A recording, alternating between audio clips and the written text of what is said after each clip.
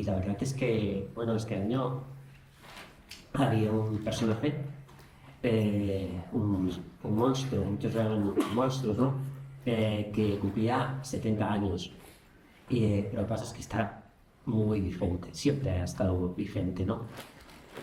Gojira, como le llaman allá, o Godzilla, como lo bautizamos aquí en Occidente, es un personaje muy importante. Y él nos ha dado la oportunidad de tener con nosotros a una persona de casa, nacional, que se enamoró de niños como de los monstruos, que le gustaba el cine y que se dedicó a hacer unos cuantos documentales, ahora hablaremos, pero dos en concreto. Uno se proyectó ayer en la sala, uno dedicado a la figura de Ishiro Honda, que es casi el monstruo se comió al director, pero el director es un gran director y una mejor persona, seguramente nos lo explicarás mejor. Tenemos con nosotros a Jonathan Villés, y yo lo primero que os pediría es un fuertísimo aplauso para él, porque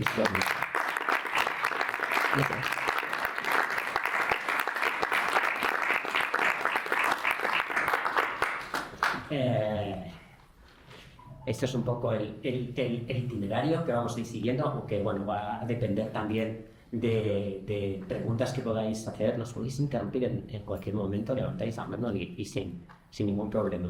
Pero la primera en la frente, ¿sabes? Aquí tenemos ya a Recibito con el Godzilla detrás, pero ¿cómo es? Explícanos tu historia. Bueno, como bien has dicho, yo me enamoré de los monstruos ya de muy niño y especialmente de los japoneses, ¿no? Bueno, lo primero, antes de que el cine llegara, digamos, a mi niñez, ¿no? Pues eran los documentales lo que me apasionaba a mí. Documentales de la fauna en Amazonas, ¿no? Animales, etc., ¿no? Y otra cosa que me gustaba mucho del cine de catástrofes. Y el cine de dinosaurios, por supuesto. Entonces esa combinación la encontré en el cine de Godzilla. Cuando tenía 8 años vi Godzilla contra Mothra del año 92 de Okawara, y lejos de ser la mejor película de Godzilla, pues para mí me marcó muchísimo, porque lo tenía en esa época de la serie Heisei, ¿no? De los años 90, ya incluía todos los elementos de lo que un Kaiju Ega pues que tiene, ¿no? Hace poco Jaime por aquí me decía, en el caso de monstruos, en el podcast que hemos hecho anteriormente, que la película lo tenía de todo, ¿no? Tenía de todo, digo, efectivamente tenía de todo. Y bueno, fue esa combinación entre, por ejemplo, yo era muy fan de la película hace 20 años, ¿no? Sí. Con Ray Harryhausen y demás. Y también de la película Terremoto, ¿no? Total. Entonces esa combinación de esos dinosaurios con esa destrucción de la urbe, ¿no? De las ciudades, de las polis, tal. Pues eso era lo que encontré en Godzilla, ¿no? Ese refugio de liberación, ¿no? Porque al final Godzilla es un personaje, es un cine con el que te puedes liberar muchísimo. Y bueno, veías como lo que está establecido, lo que es lo normal, se desvanece, ¿no? En cuanto aparece esa figura monstruosa, ¿no? Sí me gustó más el Godzilla Destructor, más que el héroe de Japón, ¿no? Mejor del moto. Y bueno, pues eso fue un poco el contexto, ¿no? Después de eso vino el modo en que estaban hechas las películas, ¿no? Sí. O sea, fisicidad, esos elementos plásticos, ¿no? De cartón pluma que dicen por ahí, ¿no? Que al final, esas maquetas que vimos en la SLGS, por ejemplo, estaban hechas con galletas, muchas de ellas. Kawakita me lo explicó en la entrevista que le hice, ¿no? Que básicamente, Koichi Kawakita, las especiales de la SLGS, ¿no? Que había trabajado la mano derecha de G. Subraya, ni más ni menos, ya en King Kong contra Godzilla del 62. Pues me explicaba cómo hacían las maquetas, ¿no? Y una de ellas, pues, una de esas anécdotas que me contó fue, entonces hacían con galleta, básicamente, con vidrio, ¿no? Una forma en la que se podía romper fácilmente, ¿no? Y bueno, pues ese tipo de método japonés, ¿no? Que no es exclusivo de ellos tampoco, ojo, porque ya se hacía previamente en el cine americano. Sin embargo, lo hicieron muy suyo y lo refinieron muy bien. También me cautivó mucho, porque yo desde niño siempre he dibujado, he pintado, he hecho mis maquetas. Mis padres pensaban que iba a ser arquitecto, no mucha gente lo pensaba. Mi hijo va a ser arquitecto, qué grande que era. Y al final acaba siendo pues, lo que estoy haciendo, ¿no? Bueno, o vídeos de publicidad o ahora documentales de Godzilla, ¿no? Pero bueno, el hecho de poder imitar estas películas en mi casa, ¿no? Pues me provocó pues, hacer con mi hermano mis primeras películas de Godzilla, ¿no? Con aquel muñeco que mi abuela me compró ya, pues allá a finales de los 90, el Godzilla de la Heisei, con el Mechagodzilla y construyendo mis maquetas de Tokio de 2 metros ahí de longitud. Pues eso vamos, libre, todo dio rienda libre a mi creatividad y a la de mi hermano, por cierto. Y eso, que creamos ahí un universo de Caillou que me ha llegado un poco a lo que hago ahora, ¿no?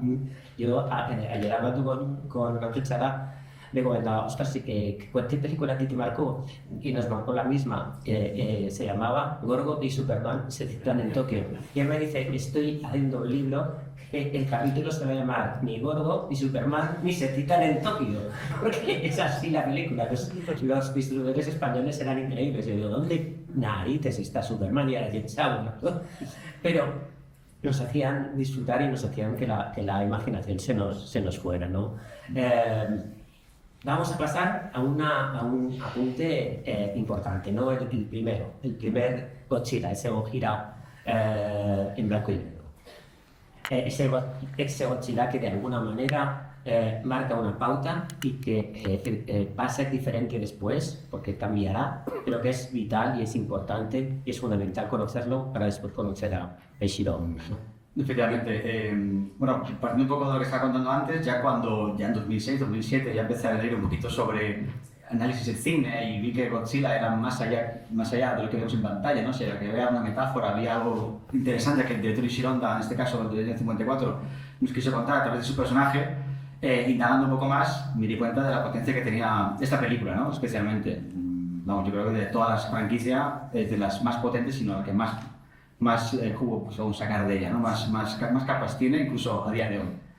¿Y por qué? Porque bueno, su director, el cineasta que hizo esta película, Shironda, es una persona que vivió una guerra, no solo la vivió como un civil, como sus consecuencias, ¿no? Sino que él combatió en la propia guerra, en la Segunda Guerra Mundial, en este caso en Manchuria, y no un año ni 6 meses, no, estuvo prácticamente 9 años en ella, ¿no? Combatiendo. Fue de forma interrumpida, no fue constante, pero eso se ve reflejado en su cine, ¿no?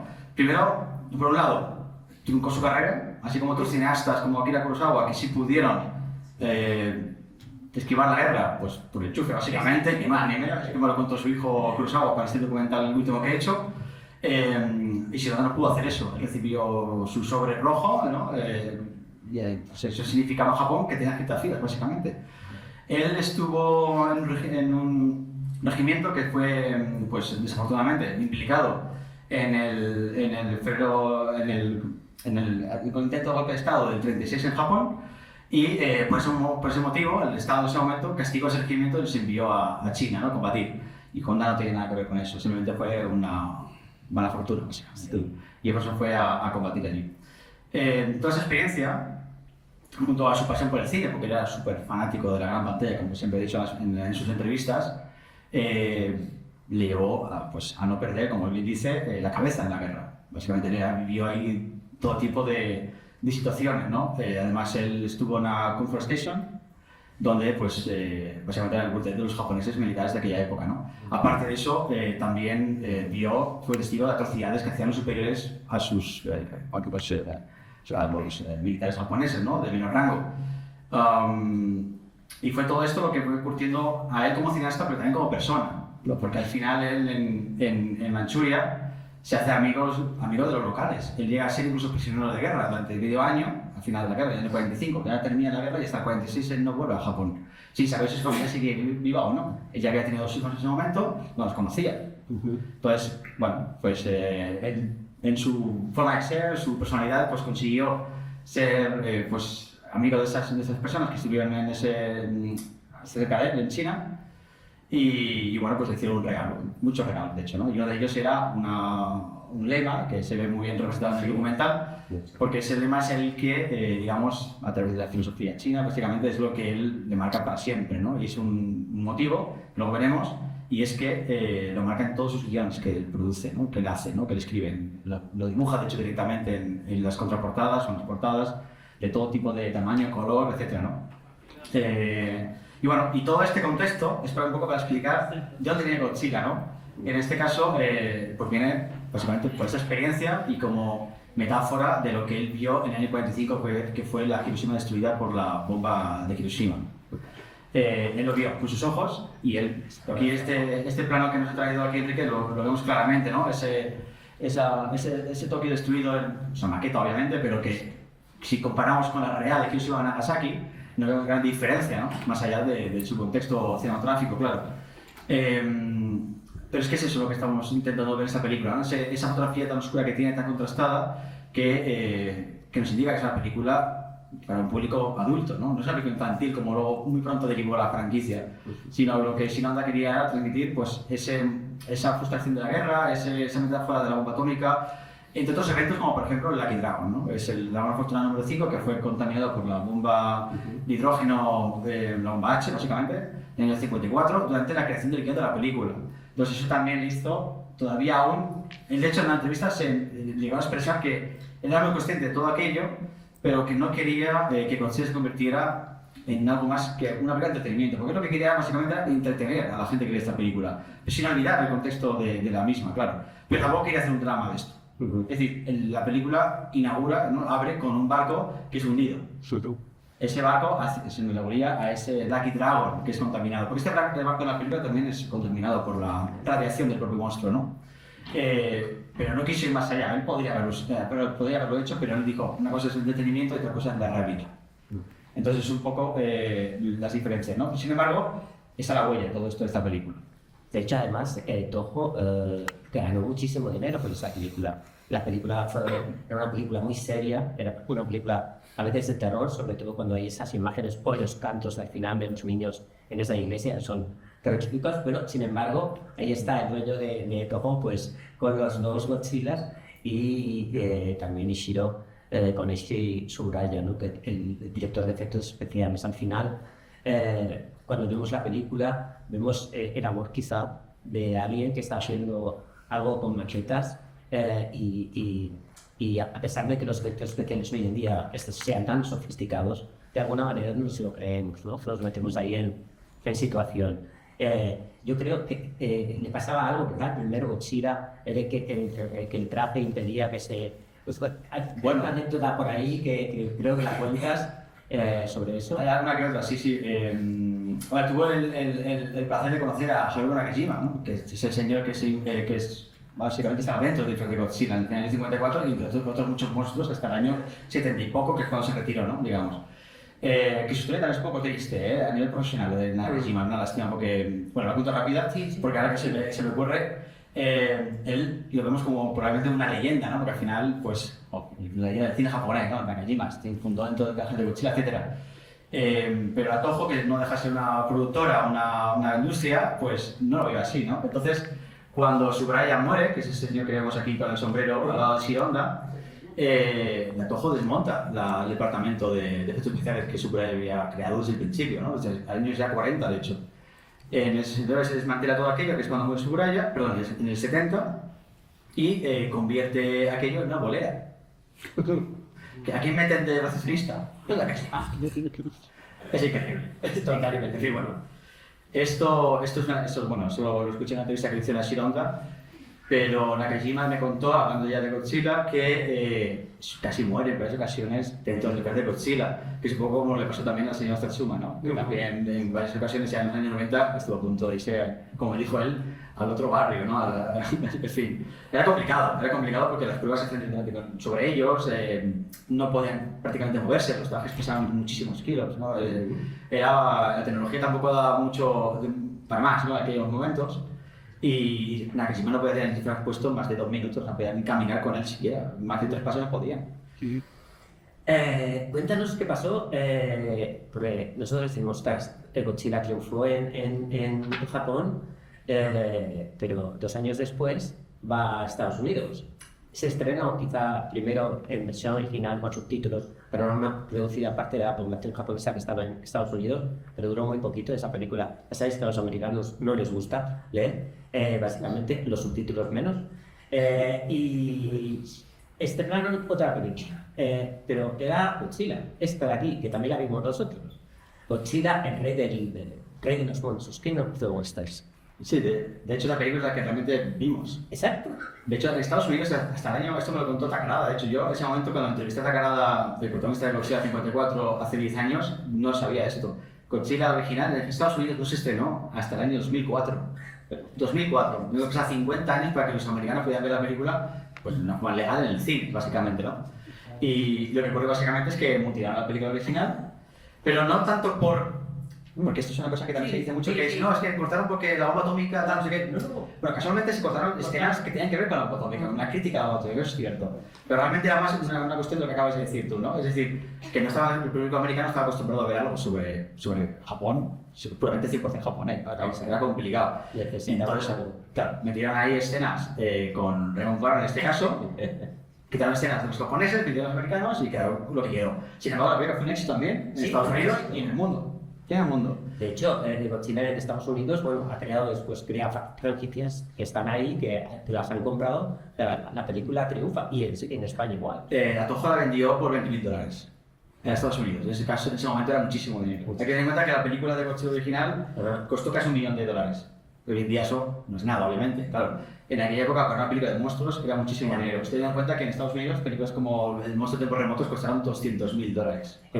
Fue una apuesta ambiciosa, sí, decir, realmente, por falta de dato. Y bueno, de hecho, en ese momento, Nakajima también me contó en la entrevista que cuando iban a trabajar al rodaje de esta película, que no se rodó en Estudios Toho, de hecho, porque cuando estuve allí me acompañó el director de Ultramantica, Ishii, Yoshikazu Ishii, me dio un tour por Toho y me dijo, aquí no se rodó Godzilla, se rodó más allá. Entonces fuimos fuera del recinto de Toho y me enseñó pues, como un descampado, con unas casitas por aquí, y dijo, ahí se rodó Godzilla.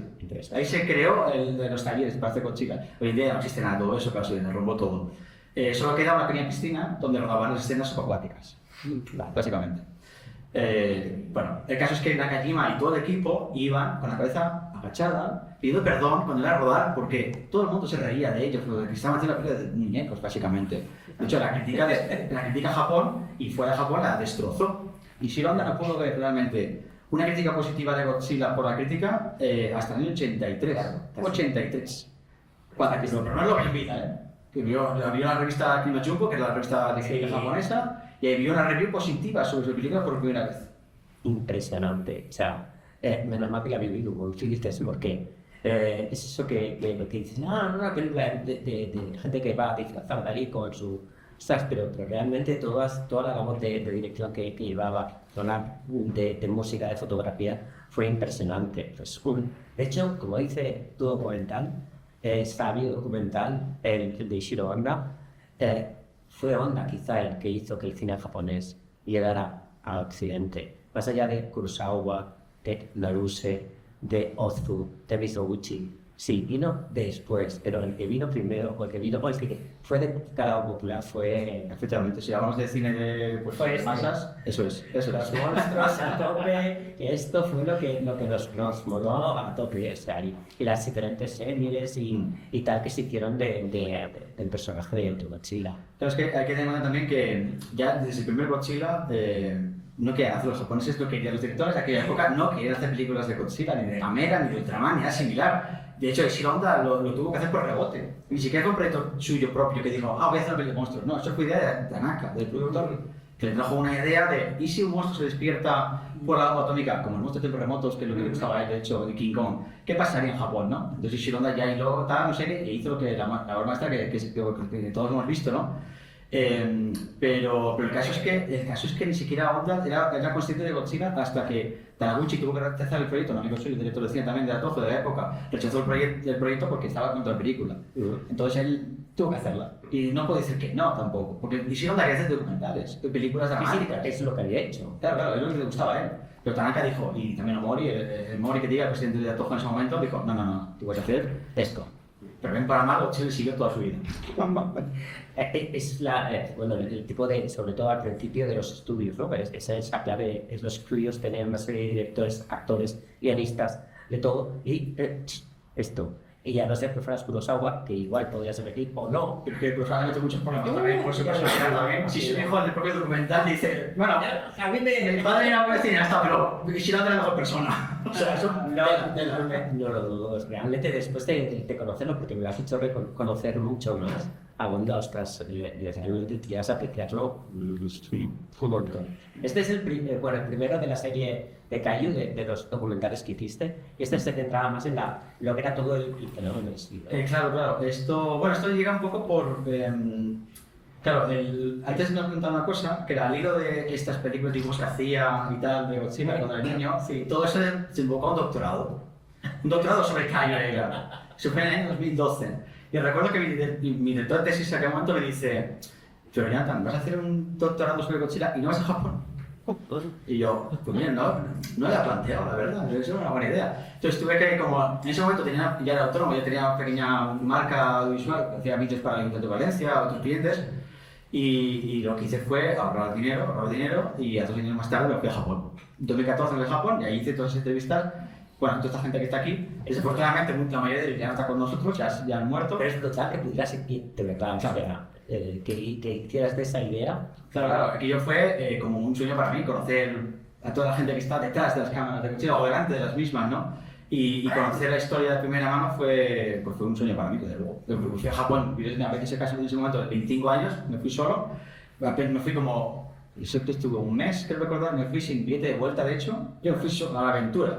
Y ahí conocí a mucha gente, José Luis, por ejemplo, me presentó a algunos amigos ahí también, ahí conocí también a Aguilar, que lo tenemos ahí en la imagen, que también fue muy importante para la producción, porque yo japonés en ese momento no hablaba, bueno, tampoco hablo ahora, pero que sí, que bueno, que fue, vamos, el que cabe es fundamental. Y bueno, la idea fue ir allí y hacer esas entrevistas para hacer un documental sobre Godzilla y todo lo que ello conlleva, ¿no? Hay una pregunta que bueno, ahora es retórica, ¿no? Digo, ¿es que ves el Kaiju un género que todavía tiene vida después de ver los festivales que hay en Estados Unidos o los festivales que hay de Kaiju en Japón? Ya, digo, ostras, es un sí. Claro, hasta que ahora me dijo, Godzilla va a vivir 100 años más. No sé si se da corto o qué, pero sí, por eso que sí. Es increíble, o sea, en el documental el último se ven festivales tanto en Japón, súper cuidados, como en Estados Unidos. La gente decía, no, primero éramos 20, pero esto se fue haciendo grande y al final, pues yo qué sé, por aquí pasan 20.000 personas disfrazados, hay un día de disfraces, otro día colocando esta película y tal. Y una muy bonita que me gustó mucho en Japón, que colocaban una película en concreto durante tal, y digo, mientras nosotros estemos aquí, colocaremos esta serie o proyectaremos la peli. ¡Buah! Dios mío. Pasamos a otro Godzilla, Godzilla Minus One. Es la última vez que hemos visto al muchacho. Es la primera vez que es digital. No hay nadie dentro, pero a mí lo que me gusta, sigo mucho al director, a Takashi Yamazaki, desde que era muy joven, él. Yo no tanto, pero él era muy joven y hizo Returner y él se domina muy bien con los efectos especiales. Y una película que se llama Always Cry, que es una trilogía, que es como un Cuéntame español, pero en plan de la posguerra japonesa. Y cuando vi que iba a dirigir esta película, dije, chicos, ¿qué hará? No es la de Shiro Honda, pero es digna de que esté ahí, o sea, que haya salido en el 2023. Sí, de hecho tiene, algo de Shiro Honda, tiene un montón de referentes visuales, diríamos también, de la propia película, ¿no? Como el Paris Central, por ejemplo, ¿no? Exacto. Tiene esa magia que es brutal. Vamos a conocer a la persona, a esta persona que está detrás de las cámaras, ¿no? A ese niño, a esa persona que cree que ahí, que tiene una familia pues humilde, ¿Cómo entra en la Toho? ¿Cómo empieza a hacer documentales? Bueno, a ver, viendo el tema de los orígenes de influencias de niño, sí. ¿No? Él se crió en un templo, básicamente, oculto en las montañas. En lo alto de una colina, de hecho yo estuve ahí con el equipo de filmación y pudimos ver de cerca cómo es ese ambiente, ¿no? Era un día lluvioso, estaba nublado, era un día bastante... La entrevista en el documental se resiente un poco el sonido por eso, ¿no? Porque estaba lloviendo, de hecho, en ese momento, antes de que hicimos una entrevista, ¿no? a un especialista de la zona. Aquello estaba él nació en Asia, una ciudad que ya no existe, que devorada básicamente por su boca, otra ciudad que pues, fue creciendo más. Claro. Y Shironda nació totalmente aislado de lo que esa transformación del Japón de esa época Meiji a la contemporánea. Correcto, eso. Entonces él, cuando llega a Tokio, cuando se muda ya pues en principios de los años 20, del siglo XX, él es un niño y él no sabe lo que es el cine. Cuando se niño queda un tren siquiera, no había viajado nunca, no había salido nunca de las montañas, ¿no? Y bueno, cuando conoce esto, cuando ya va a la escuela, cuando va a la universidad y decide estudiar arte, es cuando ve una película alemana que es El Último. El último, no basta. Que, bueno, había 15 años, 24, sí, por cierto, su cine aniversario. Y esa película le marcó mucho porque se dio cuenta, viendo al público, cómo el público iba cambiando, ¿no? Sus emociones viendo la película, ¿no? Cómo el final de algo que iba a ser algo dramático acaba siendo algo feliz para el personaje principal, ¿no? De la película. Sí. También es verdad que en esa época el cine mudo japonés sería con los Benshi, que eran actores que delante de la pantalla explicaban la película. Así era una cosa que habría que haber visto en un momento, la verdad. Me ha gustado mucho. De hecho, además, había guerra de benchis, es decir, que los cines contrataban a uno u otro y la gente iba a uno u otro cine dependiendo del bench, porque te contaba la película de una manera o de otra. Exacto. Y ahí cuando el Shironda pues se quedó prendado por lo que era el cine. Ese aparato, esa manera de cambiar quizá en las emociones, exacto. Eso es. Y dijo, bueno, pues me quiero convertir en esto, ¿qué tengo que hacer, no? Entonces estudió arte, básicamente, en la Universidad de Nihon, y ahí estuvo, pues, ahí ya conoció a Núcleo, ¿no? A las personas que luego poco a poco le introducían al mundo del cine, ¿no? Como puede ser a la Toho en este caso, o a PSL, que es como se llamaba antes, en ese momento, antes era Toho, pero como él vivió de transformación. Lo que pasa es que es verdad que él, en el documental, por ahora no menciono esa transformación, digo por ahora porque estoy trabajando en segunda versión, pero bueno, no lo menciono porque realmente Shinoda era una persona que no se involucraba demasiado en temas políticos, ¿no? Entonces esto era cosas de política, cosas de huelga, cosas de que la productora pues no quería, él quería pasar despercibido, quería como un perfil bajo, de forma voluntaria, pero no quería participar como otros como Kurosawa que se iba hasta el final, ¿no? Y así pues Kurosawa pues, tuvo su trayectoria personal un poco complicada, la verdad. Pero bueno, Shinoda fue más estable en ese sentido, ¿no? Laboralmente hablando. Aunque tampoco significa que fuera mejor. Porque el Toho también le trató como el trató. Kurosawa tuvo un momento después de hacer Barba Roja o después de hacer una sí, cuando discute con Mifune, de hecho, en esa película y se acabó. Y un tipo que está llevado a la gloria, lo mandan a pasar. Y es en Estados Unidos que lo recuperan. Sí, porque bueno, Honda ha puesto a Toho en el mapa internacional en cuanto al cine comercial japonés con éxito, ¿no? Pero Kurosawa en cuanto a premios. O sea, el cine de ensayos son siete samuráis. Bueno, es que era una pasada por el infierno al oído que hoy en día la ves y dices, quiere hacer thrillers de este tipo, ¿no? Pero bueno, vamos a seguir con Honda. Entonces, bueno, lo de ahora lo has contado, evidentemente, esa etapa.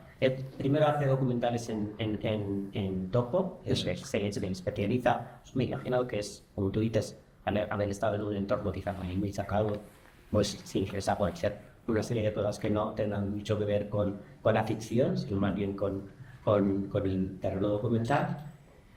Viene evidentemente de las Comfort Women, allá tanto mujeres coreanas como mujeres chinas que están con los japoneses desde la Segunda Guerra Mundial. Viene el señor que pone el dinero y dice, haga usted esta peli. Y me interesa mucho esa relación que tiene Honda y Kurosawa. ¿Cómo es?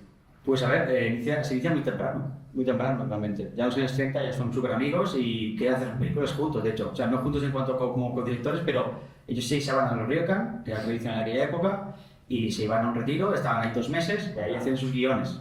De hecho, Ishiro Honda, su primera película es The Blue Bird, quien la coescribe, enfrente de Kurosawa, con Rashomon, de hecho. Wow. Y entonces estaban ellos juntos ahí escribiendo, oye, ¿qué te parece esto? ¿Qué te parece lo otro? Intercambio de ideas, básicamente, ¿no? Aunque no estaban coescribiendo los guiones como digo. Pero bueno, ese momento es como trabajaban ellos, ¿no? Y esa fue su primera película, de hecho fue fue un debut muy bueno porque la película funcionó en taquilla y la crítica la puso en buena posición además, ¿no? Esta película, por cierto, bueno, ya se ven los temas principales de Shiro Honda, ¿no? De Blue Bird. Tenemos el tema de los matrimonios concertados, que es una cosa que Shiro Honda lo lleva hasta en Godzilla incluso, ¿no? Es decir, una cosa que está muy obsesionado con ello. Así como el tema de la ciencia y la tradición japonesa, la confrontación del Japón tradicional con el contemporáneo, digamos, el moderno, ¿no? Otra historia que también se converge en muchas de sus películas, ¿no? Sí. Y otra cosa que es que esta película bebe mucho de un documental que hice previamente, que era Ise-Shima. Un documental inspirado mucho en una película documental titulada Manhattan, una película británica de hecho, que también influye mucho, ¿no? Que es una especie de película de los elementos del mar, ¿no? Contra el hombre, ¿no? Y por decirlo de una forma. Entonces, en ese documental Ise-Shima, digamos que lo rescata, ¿no? Y hace esa película, ese documental Ise-Shima, que trata básicamente sobre buceadoras que tienen que recoger perlas debajo del mar. Un trabajo magnífico en cuanto a trabajo de filmación submarina. Sí. Era una cosa muy novedosa en la época. Cosa que también usa en Godzilla. Porque si ves Godzilla y ves el Blooper, tiene mucha relación entre sí también, muchísimo. Y una cosa muy interesante de Godzilla, del 54, es que originalmente esta película viene de un proyecto fracasado de Tanaka, del productor. Una película bélica con un triángulo amoroso. Y ese guión, como no llega a producirse nunca, se rescata para hacer Godzilla. Y es algo muy similar, esos mismos elementos, el triángulo amoroso, con ese ambiente bélico, pero con un monstruo en el medio. Y por un político, por un... Eso es, brutal. Además, las cosas parecen casualidad, pero muchas veces es que son así, son casuales.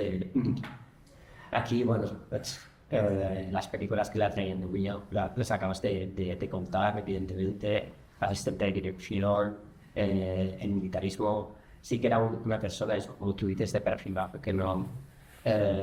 ¿Tenías claro ya cuando ruedas el Kaiju que te ibas a meter más a fondo en Fonda, o fue después que empezaste a pensar en... No realmente, pero si me permites, que decir una cosa más de Kurosawa que me has dado. Porque claro, Kurosawa digamos que tiene como dos partes, ¿no? Con Nishiro, ¿no? De esa parte inicial que ya hemos contado un poco, y luego tiene un reencuentro, digamos, muchos años más tarde, ya a finales de los 70. Cuando, no sé si lo queremos hablar más tarde, porque No. Vale. El caso está en que, pues, por cosas de la vida se separan, ¿no? Digamos, sus caminos. Ishiro Honda especializa en ese cine de Kaiju, y Kurosawa hace su propio cine, ¿no? Muy personal, vamos, tenía un genio para conseguir, era lo opuesto a Ishiro Honda, ¿no? De hecho, esa era una de mis preguntas que hice a la gente que entrevisté, es decir, ¿cómo eran tan amigos? Si es que eran lo opuesto, eran el aceite del agua, es que no tienen nada que ver, pero es que se respetaban tanto, tantísimo. Bueno, el caso, que ya a finales de los 70, cuando ya Honda se retira de la Toho, jugando al golf, porque tanto Kurosawa como Honda eran muy fans del golf, Kurosawa le pregunta, ¿no te gustaría hacer cine conmigo? Y Honda dijo, lo que quieras, pues, ahí estoy. Entonces empezaron así a trabajar juntos en las demás películas de Kurosawa, ¿no? Ya está a principios de los 90. Sí, la verdad es que fueron maravillosas, algunas los sueños, bueno, también fue un testamento brutal y que también estuvieran trabajando. Sí. Otra anécdota interesante, yo creo, de esa época fue que Shinoda presentaba incluso los salarios de su trabajo. Básicamente le decía, no, es que si me hace falta 5 caballos para tal escena y hay que alquilarlos, pues Kurosawa, usa mi Kurosan, como le llamaban, no Kurosan, usa mi dinero, mi salario. Y así la Shinoda, no me hacía falta. Porque el hijo de Kurosawa le dijo, como productor de Kagemusha, de otras películas, ¿no? Le decía, pero tú no quieres hacer cine, tú eres director de cine, tú no eres ayudante de Kurosawa, o tú no eres director o advisor, tú no eres eso, tú eres director, tú has hecho cine, como vamos, has capitaneado equipos, ¿no? Pues Honda no quiso. Quizás eso es por lo que dices, ¿no? Él era y es un gran director y quizá le demostró así, ¿no? Sí, como persona, y ayudando a genios también que también eran diferentes, pero que también vieron la caída, porque Kurosawa vio la caída y como gran samurái que era, esto fue a punto de esperarse. Es que Kurosawa tenéis otra historia que contar. Kurosawa, a mí me encantaría, pero bueno, eso se han hecho algunos más, pero tiene una historia como para decir, ¿cómo es posible que un tipo que os ha llevado a la gloria le deis una patada en las cosaleras y lo mandéis ahí como si no fuera nadie, ¿no? Pues eso que...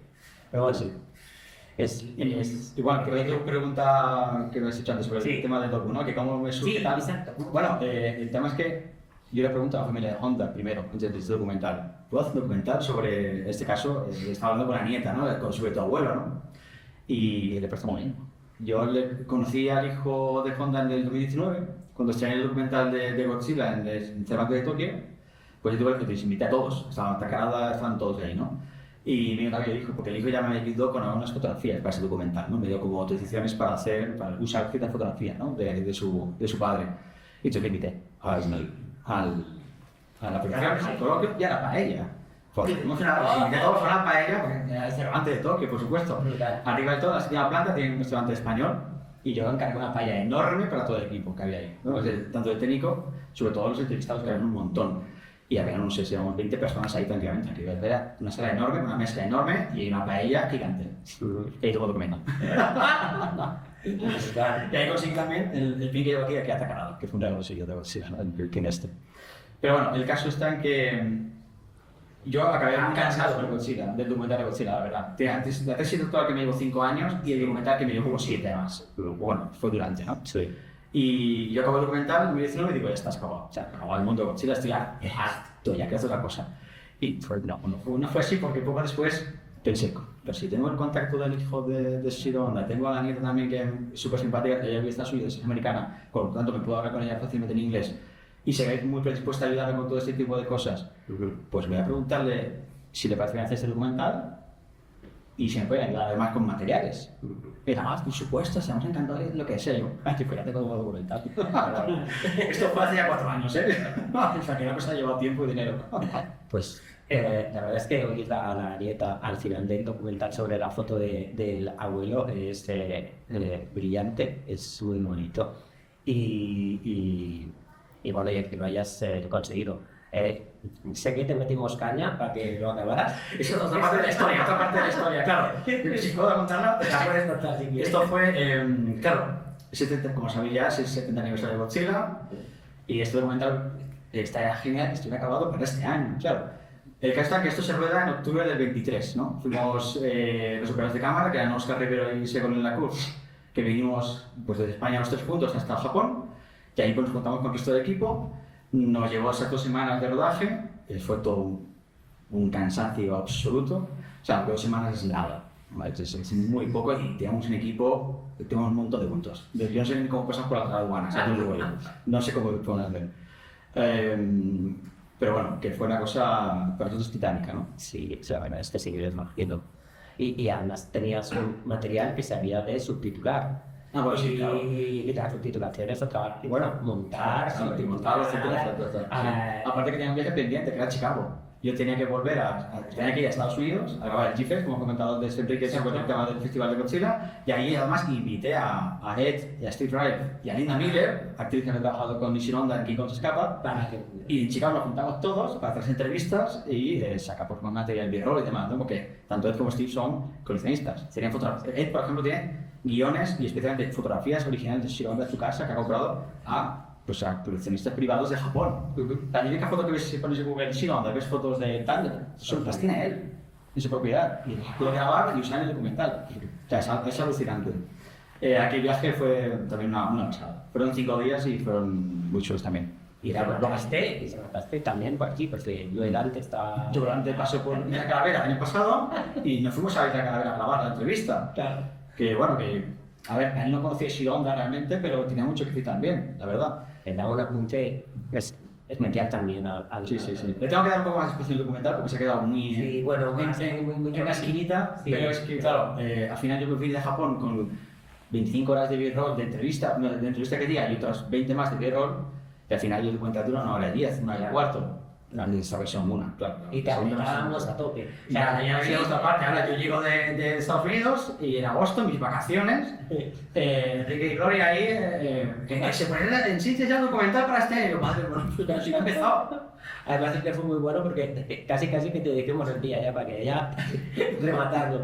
No, fue muy fácil el utilizar la director de Sitges, que va solamente del cambio de había visto el otro documental. Sí, ya lo había programado con Godzilla delante para hacer un... La versión 4K además. La versión 4K, sí. Y para hacer un cinetón después. O sea, no puede ser que no. Y luego también la ayuda de José Luis, que no aquí, supervisor del montaje del documental, que también estuvo... ¿Cuántos días estuvimos ahí dándole en Madrid? para rematar el montaje. Pues lo agradecemos mucho, de verdad, ¿eh? Pero ya me echamos. Tanto en Sitges, queríamos que tenemos que se vea en muchos sitios, ¿no? Ya de Corinne que vuelo a Japón, pero Sitges y Hermandad eran unos lugares que tenía que estar, pero vamos. Bueno, sí, hemos hablado de algunas anécdotas, evidentemente, pero yo qué sé, eso. ¿Qué es lo más importante que descubres de ese director que no sabías, que no tenías ni idea y que te plantas ahí y que tú descubres? A ver, yo tuve muchas dudas de este proyecto, porque esto es caro. Esto es caro y lleva mucho tiempo. Estamos hablando ya de 4 años, ¿no? Entonces, mi experiencia con Ishii Honda en el primer documental era básicamente cuando yo entrevistaba a Akira Kubo, a Koizumi, a Nakajima incluso, ¿no? Pero todo el mundo decía lo mismo. Ishii Honda era muy simpático. Era una persona muy amable, que nunca chillaba en el set de rodaje. Y yo, muy bien. Pero ¿qué más? A mí esto no me sirve para nada, no puedo contar historia con esto. Sin embargo, indagando, leyendo y preguntando, a la familia también, por cierto, y empecé a ver que había, pues, te hablo de hace 4 años, ¿eh? Pues, entonces ya empecé a ver la historia de la guerra, por ejemplo. Y digo, aquí sí que hay historia que contar. La historia de Kurosawa, que quizás sea un poquito más reconocida, más conocida, pero también ya me da cuenta que por ejemplo, Kurosawa hizo la película Dreams, en la que trabajó también Ishii Honda, pero también es Martin Scorsese. Entonces, Martin Scorsese también está detrás de él. Llega a su puerta, le presentó el proyecto. Es más, le envió una copia del documental. Desafortunadamente nunca más podía contestarme. Una pena. Si no lo veía a Nueva York, hace la entrevista y me tiene el documental. Y tanto. Pero vamos, parecía que sí, pero finalmente fue que no. No me da pena. Pero bueno, puedo entenderlo. Están dos cosas, es un plan muy mayor, muy grande, ¿no? Pero bueno, yo intenté, llegué hasta la cocina, vamos, como siempre. Y hasta donde me dejan. Y esto me da pie a contar otra anécdota que es que una historia que no puedo contar en el documental, que no puedo contar aquí ahora. Está grabándose de todo modo, pero bueno, esto no lo verá la familia de Ishii Honda. Espero. El caso, que yo en 2020, uno de los colaboradores me envía un sobre. ¿No? Esto es muy típico japonés, de hecho. Yo cuando empiezo a hacer ya la rueda de, digamos, probar, a ver quién quiere participar en este documental, me dicen, pues sí, yo también, y me envían sobres con libros, ¿no? de Ishii Honda en este caso. Las memorias de Kimi Honda, la mujer de Honda, que es una persona muy importante en su vida, por cierto. Las memorias de Ishii Honda también las envían. Y luego un sobre, así tamaño A3, que es un flyer, ¿no? De él, de 2013, que está en el aniversario de la muerte de Ishii Honda, ¿no? El año del 93. Digo, ¿esto qué es? Se llama El baúl de Godzilla, ¿no? De título ahí, Tronco no Gojira, creo que era, algo así. Y digo, ¿esto qué? Abro esto y veo un baúl, fotografía, abierto, con un montón de cosas. Un montón de papeles, libretas, fotografías, cartas. ¿Y esto qué es? Entonces empiezo a traducir. Digo, es un baúl de Ishii Honda que preparó poco antes de morir con sus últimos recuerdos. De ahí el título, el Memoir of a Film Director. En ese momento, todo parecía indicar que yo podía grabar ese baúl con el hijo de Ishii Honda y mostrar a la cámara. En ese momento no pudo ser. Por ejemplo, no sé. Finalmente, bueno, no sé. Es decir, la visión oficial es que no voy a compartirlo con el mundo. Esto es algo tan privado. Algo tan extracto. Eso fue una verdad que he hecho. Algunas cosas sí lo que hay, porque las he visto, o sea, en fotografía, pero no puedo publicarlas en documentos. No puedo hacer nada con eso. O sea, se ha quedado en mi disco duro y se ha quedado. Cartas que escribió Ishii Honda Kurosawa de la guerra. Cosas así, ¿no? O sea, cosas muy TikToks. Pero que estaba muy bien mostrar eso también en el propio documental. Y eso se me quedó ahí por descubrir, ¿sabes? Por descubrir. La verdad es que, claro, Ishii Honda 2 no es. Sí. Si me dices de repente que puedo grabar eso, yo voy a Japón mañana. V2 te dejo. Nada, simplemente aquí había puesto algunas pelis que ya las has comentado, sí, ¿no? De su época inicial. Y de los Pacific, sí, que hace antes. Hace cine bélico también. Eso es interesante contar también porque él, antes de hacer Godzilla, él hace este cine bélico que es Eagle of the Pacific, y también tiene la otra que es Farewell, Robot. Que son dos películas bélicas que tienen mucho éxito por todo Japón. De hecho, tenemos a Mifune también ahí como, ahí está, personaje no principal ni mucho menos, pero que está ahí con Mifune. Y el caso está en que fue, de hecho, la mujer de Honda, Kimi, cuando vio que iba a hacer películas bélicas, dijo, ten cuidado con hacer este tipo de cine, porque te va a encasillar, ¿no? Y va a de repente hacer Godzilla, que le encasilla no por un par de años, de toda la vida, básicamente. Sí, sí. Muy curioso, muy curioso. Es total. Y aquí algunas imágenes, bueno, pues la primera película es ese científico loco. Claro, de hecho hemos hablado un poco de Tsuburaya, que lo tenemos aquí en la foto del medio con los gafas de sol. Ya es sin él. Claro. De eso sí, Honda lo dice claramente en el 70, cuando muere Tsuburaya, que era su compañero de viaje, de trabajo, casi de vida, durante los últimos 15 años, 20, dice, sin él Godzilla ha muerto, ¿no? Sin Tsuburaya... Sí, que esa manía que nos hace ver que aquello es real. Que es real, claro. Yo de niño cuando veía Godzilla para mí era súper real. Es decir, ¿qué muñeco? ¿Qué estás hablando? Si esto parece más real que la vida misma. Cuando veía, aunque es que no me reía. O sea, luego de Superman no me reía. Estaba yo ahí pegado. ¿Qué es esto? Entonces, es que para nosotros era real. Hay gente que incluso me ha dicho, ¿por qué el documental de Honda y no de Tsuburaya, ¿no? De Tsuburaya hay mucha imagen, hay mucha entrevista.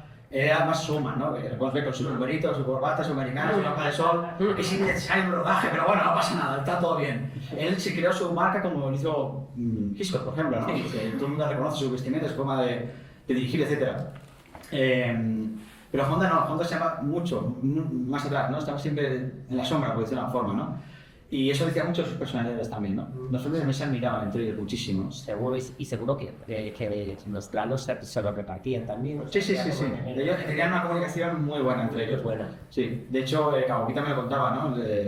Bueno, el director de la época Heisei de Godzilla, sí. que se tenían muy bien porque es que estaban todo el tiempo comunicándose entre ellos y había respeto entre ellos.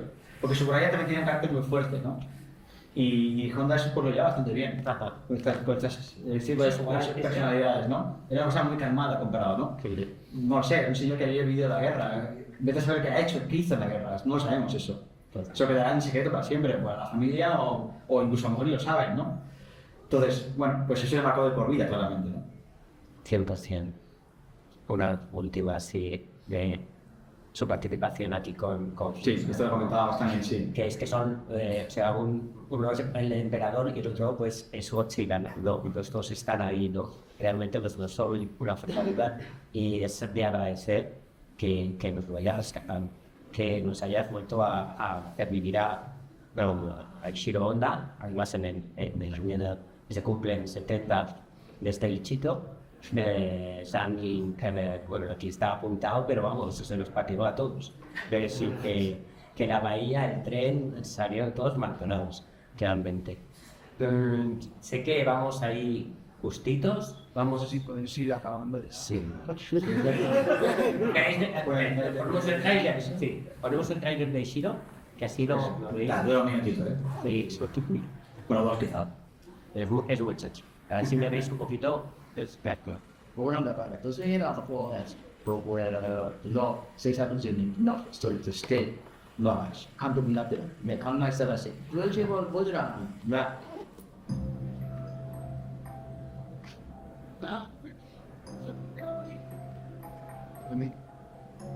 Rientrato Atom che sull'inizio voi perché era sul colpo che t'hanno preso.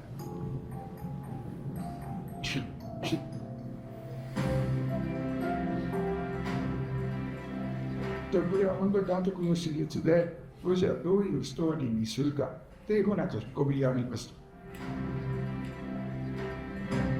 Sivan se limita tabularamente. Cosa ha chiesto tutto tanto di lei la testa. 本田監督が全部その撮影とで自分は本田監督の用意した撮られたことがあるんですよ。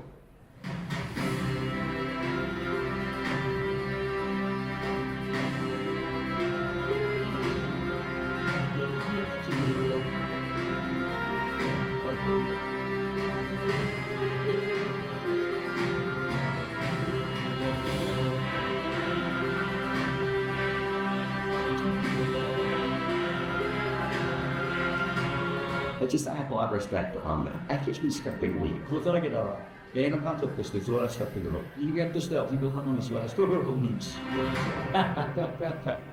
だって、でも、すごいと手に入れた。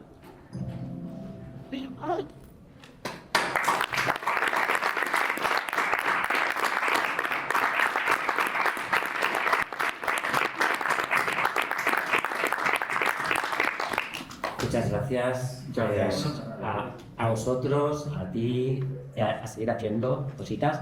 Descansa si quieres unos meses, pero a seguir ahí. Y nada, muchísimas gracias, Manga Barcelona, a seguir disfrutando hasta que nos dejen. Que quedan poquitas horas.